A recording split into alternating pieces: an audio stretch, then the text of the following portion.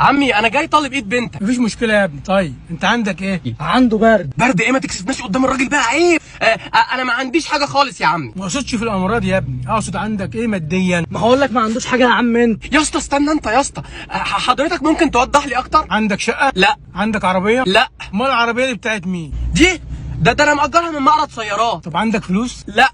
ما تقولش كده يا صاحبي، انا فلوسي كلها تحت رجلي. اوعى اسمعك بتقول كده تاني. طول ما انا جنبك جيبك مليان. بس يا نتن ده انت عليه 15 جنيه حساب القهوه اللي شربناها في شبين الكوم في الكافيه لما كنا الساعه 3 وكنت لابس تيشيرت برتقاني وبنطلون اسمر. ما خلاص يا صاحبي، ما تسيحناش قدام حمام. حما مين يا معفن انت وهو؟ بقى انا على اخر الزمن اجوز بنتي لواحد صاحبي لابس سلسله؟ على فكره بقى يا حاج، ده مش صاحبي. امال مين ده؟ ده ابن صاحب معرض السيارات اللي انا مأجر منه العربيه دي، مطلعه معايا عشان يخلي باله منها يعني. بقى انا ابن صاحب المعرض. طب على فكره بقى يا حاج، الواد ده متجوز ومخلف وانا ابنه.